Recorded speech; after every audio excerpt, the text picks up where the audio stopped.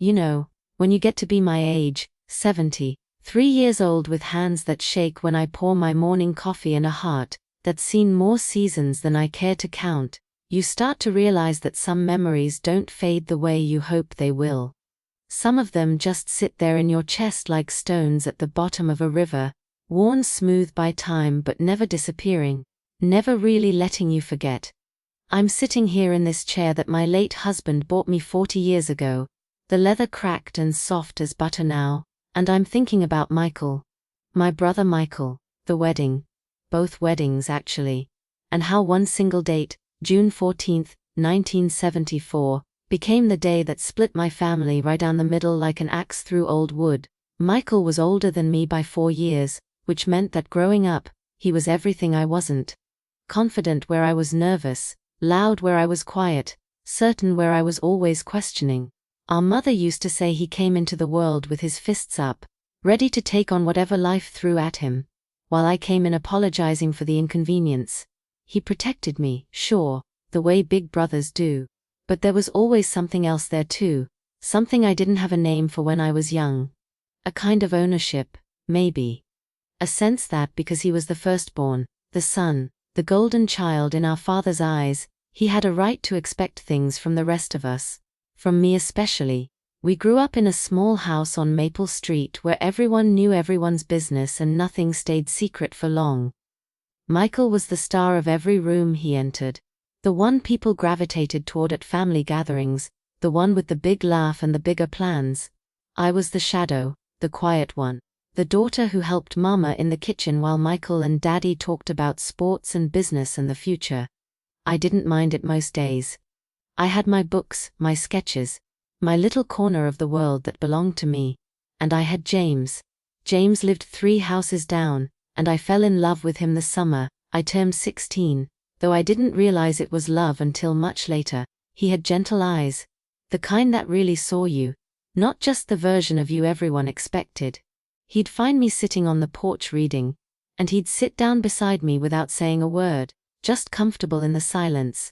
And eventually we'd start talking about everything and nothing. He wanted to be a teacher. I wanted to be an artist, though I never said it out loud because it seemed like such an impossible dream. Michael thought James was weak, too soft, not ambitious enough. He'd say things like, "That boy's never going to amount to anything. Annie, you could do better." But Michael didn't know James the way I did. He didn't know how James's hand felt in mine, warm and steady. Or how he looked at me like I was the only person in the world who mattered. The years passed the way they do, slipping by like water through your fingers. Michael went to college, came back with a degree in business and a job at a firm in the city. He met Catherine at some company function, a beautiful woman with perfectly styled hair and a smile that never quite reached her eyes. She came from money. The kind of family that threw elaborate parties and measured success in square footage and stock portfolios. Michael was smitten, or maybe just ambitious. I could never quite tell which. They got engaged in the spring of 1973, and suddenly our whole world revolved around their wedding plans. James and I had been together for 6 years by then, quietly building our own future. He'd gotten his teaching position at the elementary school, and I was working at a small art gallery downtown, finally making a living doing something I loved. We'd talked about marriage in that careful way young couples do, testing the waters, making plans without quite committing to them out loud. But in January of 1974, James proposed to me properly, with his grandmother's ring and tears in his eyes, and I said yes before he could even finish asking. I was floating for weeks after that, carrying the secret inside me like a glowing ember. I wanted to tell everyone, to shout it from the rooftops, but James and I decided to wait until we had a date picked out, until we had something concrete to share. We started looking at venues, talking to ministers, dreaming about our life together, and that's when we found it, the perfect place, a little church just outside of town with gardens full of rural minister, who knew our families and agreed to marry us. There was only one Saturday available that summer, only one date that worked with the church's schedule and the minister's availability and our own savings. June 14th. I remember the moment so clearly, standing in that church office with James's hand in mine, both of us grinning like idiots as we signed the paperwork and put down our deposit. It felt like fate, like everything was falling into place exactly as it should. We walked out into the sunshine and I thought, this is it. This is the beginning of my real life. We decided to tell our families that weekend. I drove over to my parents' house on Saturday afternoon, found Mama and Daddy and Michael all sitting in the living room going over wedding plans for Michael and Catherine's big day. They were talking about caterers and flower arrangements and the guest list, which had somehow grown to over 200 people.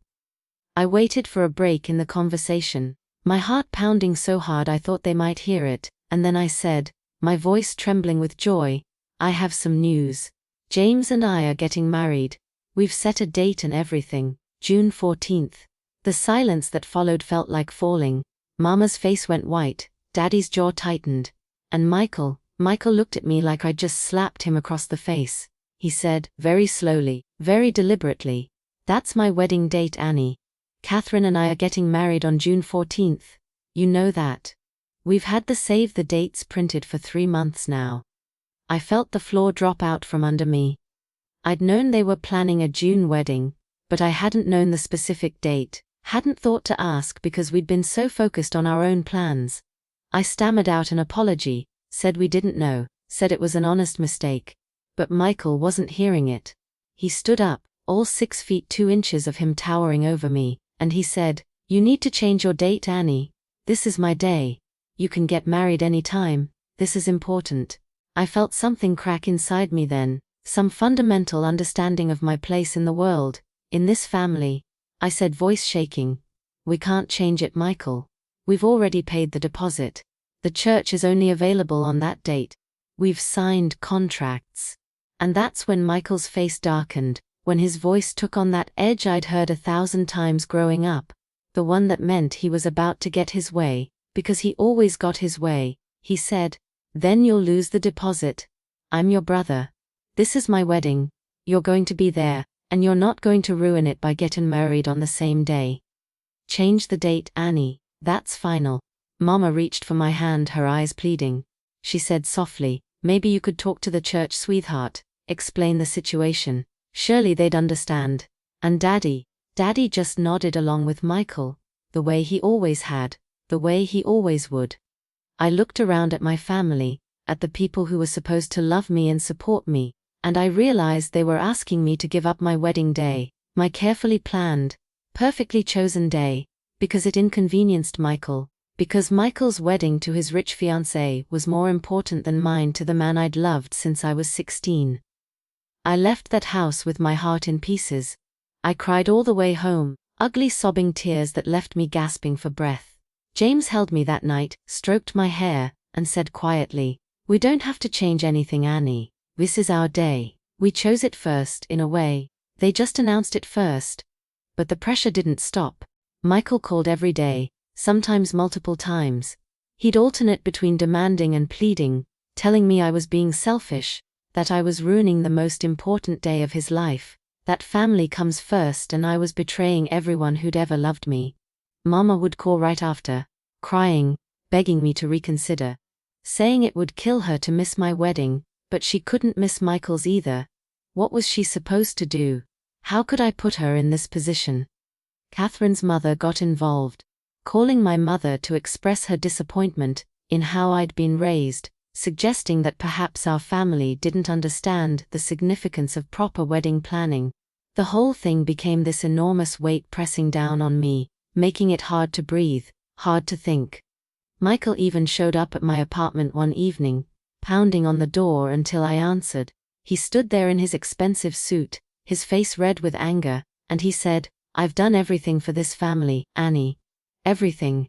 I've made something of myself. I've brought prestige to our name. And you can't even do this one thing for me. You can't even give me this one day. I remember looking at him and thinking, when did you become someone I don't recognize? When did your love for me come with so many conditions? I said, very calmly though I was shaking inside, no, Michael. I'm not changing my date. And then I closed the door in his face. I heard him shouting through the wood, threats and accusations and words I'd never heard him say to me before. and then his footsteps thundering down the stairs, and the slam of the building's front door. That was 3 months before the weddings. 3 months of silence from my family, 3 months of being uninvited from family dinners and ignored at church, 3 months of watching my mother cross the street to avoid talking to me, 3 months of my father refusing to return my calls. James's family embraced me during that time, became the family I needed when my own turned their backs. His mother helped me plan the wedding, his father walked me through the financial aspects, his sisters threw me a bridal shower filled with love and laughter. But there was an emptiness there too, a hollow space where my own family should have been. I'd wake up some mornings and forget for just a moment, and then the reality would crash over me again, and I'd have to remember that my brother hated me, that my parents had chosen his happiness over mine, that I was about to get married without any of them there. The invitations went out 6 weeks before the wedding. I sent one to my parents and one to Michael and Catherine. Even though I knew they wouldn't come, it felt important somehow to extend the olive branch, to show that I still loved them, even if they couldn't love me back right then. I got Michael's invitation returned, torn in half, with a note scrawled across it in his handwriting. Some betrayals can't be forgiven. I kept that note. I don't know why. Maybe as proof that this really happened, that my own brother really said that to me over a wedding date. June 14, 1974, dawned bright and clear, the kind of perfect summer day that makes you believe in good things. I woke up in James's sister's spare room where I'd spent the night, surrounded by women who loved me, and I let them help me into my dress, a simple white gown I'd found at a boutique, nothing fancy but mine, chosen by me. They did my hair, pinned flowers into the curls, and when I looked in the mirror I saw someone I almost didn't recognize, someone beautiful and strong and certain. We drove to the church, and as we pulled into the parking lot I saw it, a small crowd of people already gathering, James's family and our friends and colleagues and neighbors, everyone who'd shown up to celebrate with us. The ceremony was beautiful, intimate, everything I'd dreamed it would be. James cried when he saw me walking down the aisle on his father's arm, and I cried too, happy tears mixed with sad ones, because my own father should have been there. My mother should have been in the front row. My brother should have been smiling at me instead of across town at his own wedding. We said our vows in that little church with the rose gardens, and when James kissed me I felt something shift inside me, some fundamental transformation from who I'd been to who I was becoming. The reception was in the church garden, simple food and cold drinks and a small cake, but it was perfect because it was ours, unmarred by expectations or demands or anyone else's vision of what it should be. I heard about Michael's wedding later, from people who'd attended both, though they had to do some creative scheduling to make it work. They said it was elegant, expensive, everything you'd expect from a society wedding. 300 guests, a 5-tier cake, a band that played until midnight. Catherine wore a designer gown that cost more than James and I made in 6 months. Michael gave a speech about family and love and commitment that made everyone tear up. And through it all, apparently, he never once mentioned my name, never acknowledged that his sister had gotten married that very same day, never even hinted that anything was amiss. The estrangement lasted for years after that. I'd see my parents occasionally, awkward meetings in parking lots or brief phone calls on holidays, but it was never the same. Michael and I didn't speak at all. I'd hear about his life through the grapevine, how he and Catherine bought a huge house in the suburbs, how his career was thriving, how they were trying to start a family. James and I built our life too smaller and quieter, but filled with genuine love and happiness. We bought a modest house, adopted 2 cats, spent our weekends at art fairs and bookshops and lazy afternoons in our garden. I kept painting, had a few small shows at local galleries. James taught his students and came home every day with stories that made me laugh. 5 years passed before I saw Michael again. It was at Daddy's funeral. Cancer that took him too young at 62. Michael and I stood on opposite sides of the grave, and when our eyes met across the casket I saw something there I didn't expect, something that looked almost like regret. After the burial, after everyone else had left, he approached me. He was older, harder around the edges, and there was a wariness in his face I'd never seen before. He said, "Annie." Just my name, nothing else, and I said, "Michael," and we stood there in the cemetery while the sun set behind the trees, not touching, not hugging, just acknowledging each other's existence. He said, "Finally, Catherine left me last year. She met someone else, someone with more money, more prospects, took half of everything in the divorce." I didn't know what to say to that, so I just nodded. He continued, "She never loved me, I don't think. She loved what I represented, what I could give her. And when someone better came along..." He trailed off, laughed bitterly. Then he looked at me and said, "You're still with James?" I nodded again. 20 years this June," I said quietly. He was quiet for a long moment, and then he said, "I was wrong, Annie, about the wedding, about all of it. I was so caught up in what I thought I deserved, in proving something to everyone, that I couldn't see what actually mattered." I wanted to scream at him then, to tell him about all the pain he'd caused, all the years of family gatherings I'd missed, all the moments my mother should have been there for but wasn't because she'd had to choose between her children. But I was tired, and Daddy was dead, and Michael looked broken in a way I'd never seen him broken before. So I just said, "I forgave you a long time ago, Michael. I had to, for my own peace. But some things can't be undone, some time can't be gotten back." He nodded, tears streaming down his face, and said, I know that now. We tried after that, Michael I, to rebuild something from the wreckage. It was slow, careful work, like learning a language you used to speak but had forgotten. We had lunch sometimes, called on birthdays, included each other in holiday celebrations. It was never what it had been before, could never be that again, but it was something. Mama died 3 years later. Her heart just gave out one morning, and at her funeral Michael held my hand during the service. Both of us crying for the woman who'd loved us both but hadn't known how to navigate the war between us. James died 2 years ago, a sudden heart attack that took him from me in an instant. No warnings, no time to say goodbye. He was 68 years old, and we'd been married for 46 years, and losing him felt like losing the sun, like suddenly the whole world was cast in shadow. Michael came to the funeral, sat in the front row beside me, held me while I sobbed through the eulogy I couldn't finish. He said, "James was a good man, Annie. Better than me. You chose well." And I said, "I know I did. I'm sitting here now in this chair, this house full of memories and paintings and photographs, and I'm thinking about that date, June 14th, 1974. Michael and Catherine's wedding lasted 5 years before it ended in lawyers and accusations and divided assets. My marriage to James lasted until death did us part, 46 years of genuine love and partnership and quiet joy. And I realize now, all these years later, that we were both fighting for the same date, but for completely different reasons. Michael wanted June 14th because it fit into his plans, his timeline, his vision of success and prestige. I needed it because it was the only date that worked, the only possibility for the life I wanted to build. In the end, I got my wedding day and my marriage and my life with James. Michael got his wedding day and lost everything else. And the cruelest irony of all is that now, every year on June 14th, I remember 2 things: the best day of my life, when I married the love of my life despite everything, and the day I lost my brother, even though I didn't fully realize it for years afterward. The date that was supposed to divide us ended up defining us both, showing us who we really were when it mattered most. He was my brother, and I loved him, and he broke my heart in ways I'm still discovering even now. But I don't regret standing my ground.